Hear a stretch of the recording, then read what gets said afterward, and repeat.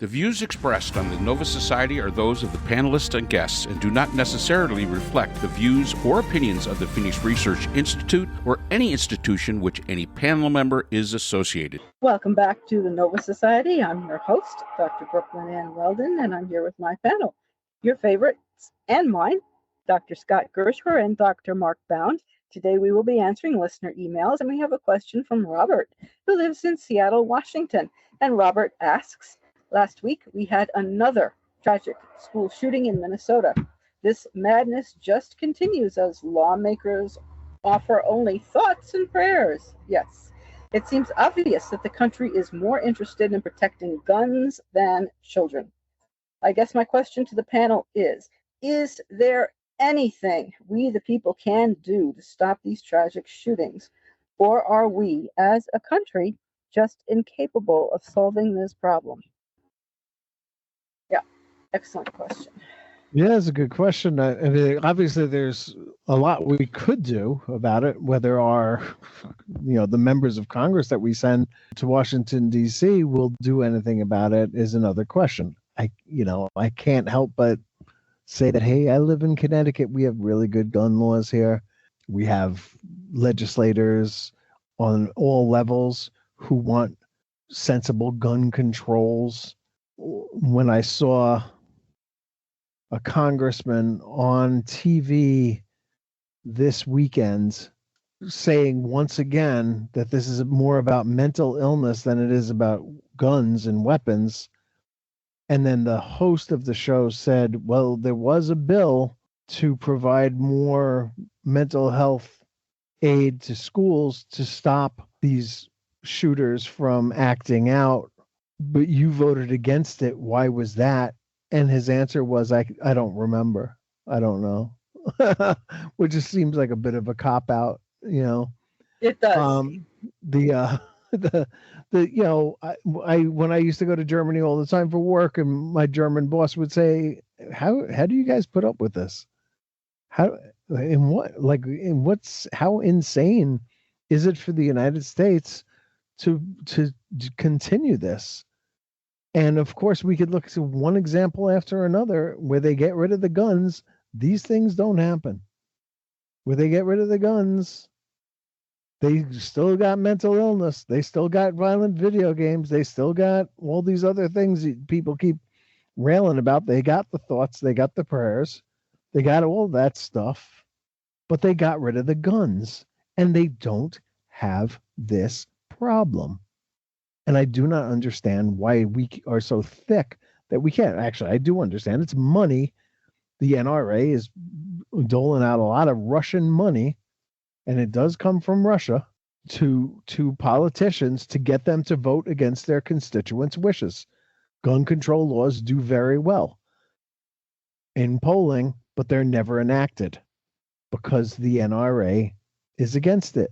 And even Trump, who said, I'm not afraid of the NRA. I don't need their money and I don't care, kowtowed to the NRA, probably because of the Russian time more than anything else, but would not take action against it. And in fact, made it easier for mentally ill people to get guns in his first term.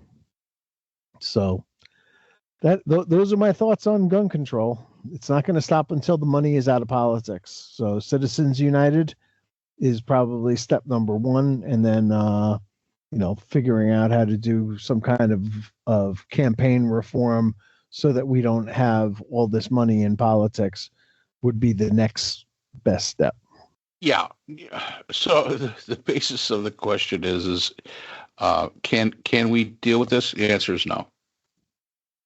We can't, because we are so stuck on the freedom of the Second Amendment, which, to be honest with you, it reads quite differently than most people take it.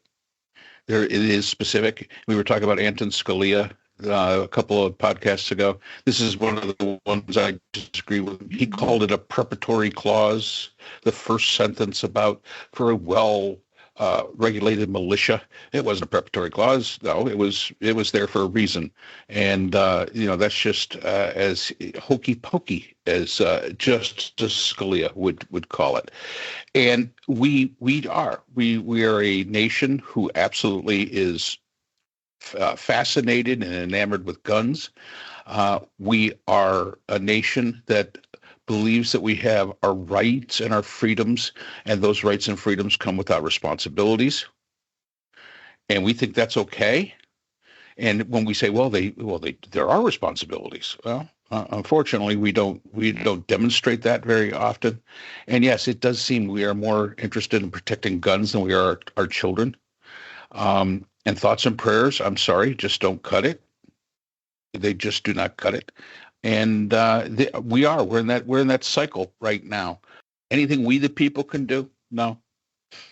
Elect legislatures. Your legislators that are willing to address the problem. You elect legislators that are willing to say no, and stand up, and are unafraid.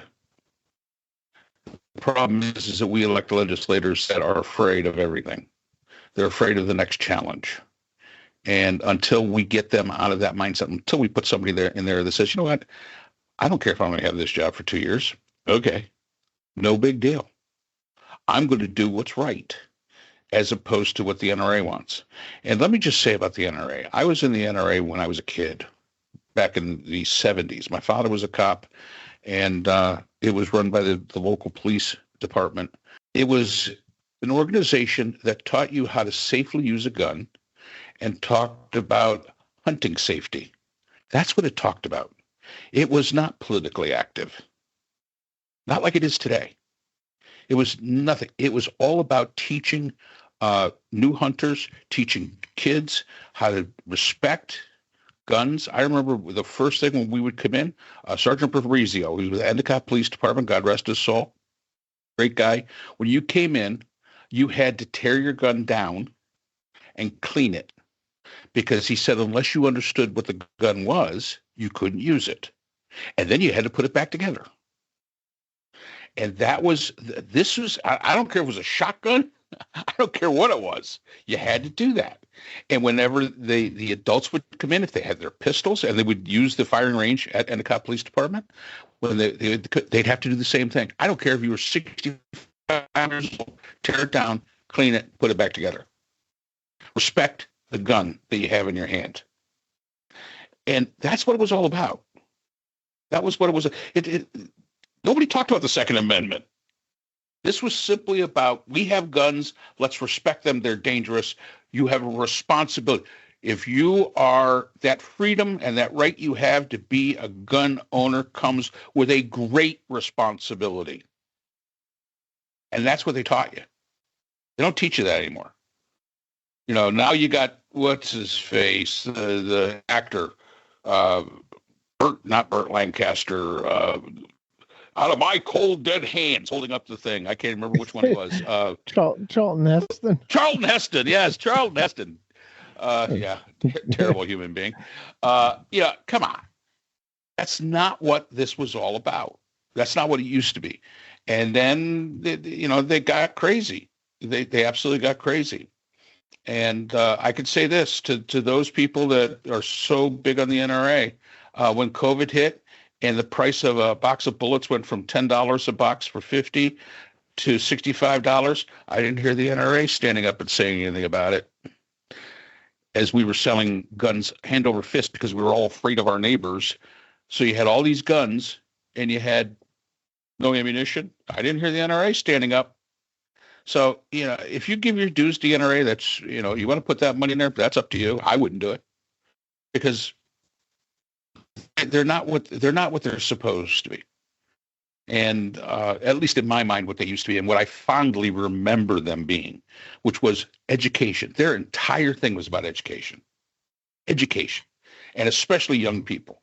And I always tell the story. My father and me went out to go hunting. We used to hunt when I was younger, in my teenage years, and we got out, and two cars pulled up from New Jersey, black cars.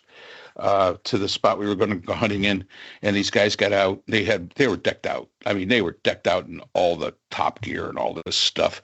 And they opened up the back trunk, and one guy pulls out a box. It had a rifle into it, and he said, "Hey, John, how do you load this thing?" My dad said, "Get in the car. We're not staying around here." I mean, and you don't even know how to load it, and it was just being taken out of the plastic. Come on, all right. But yeah, I mean, this is what we're up against, and we don't seem to have any political will to deal with it. So my comment is, I'm sorry, Robert in Seattle. Yes, this is a tragedy. There's no doubt about it. But the only thing you're going to get out of your government is thoughts and prayers, because your fellow citizens absolutely believe that taking away their guns would be far more tragic than killing a child. And I'm sorry to say that that's the society we live in today, and so the society we've lived in for quite some time.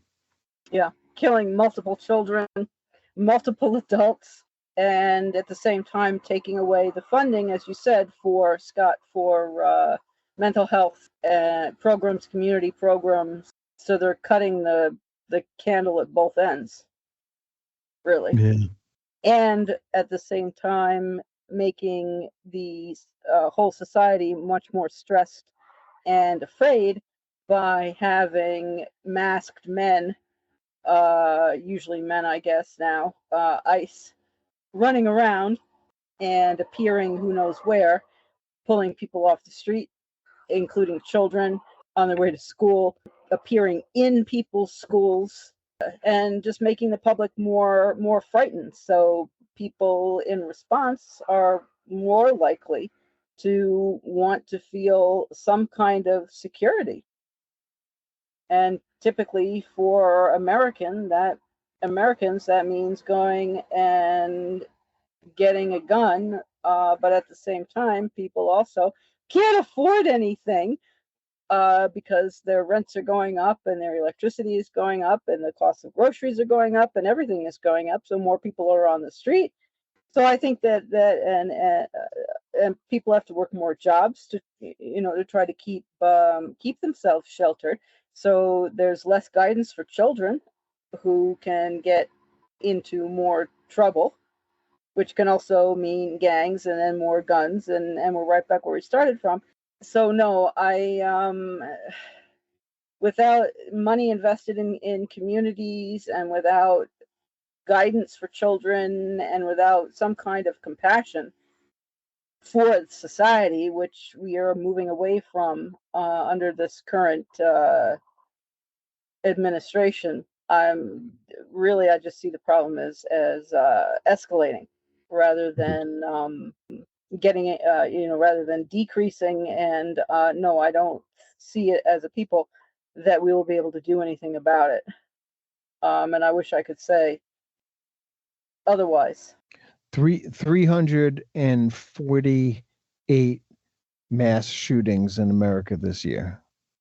What about last year at this time? In 2025, I don't have that, but school shootings, 146 incidents of guns either fired or brandished with intent in schools.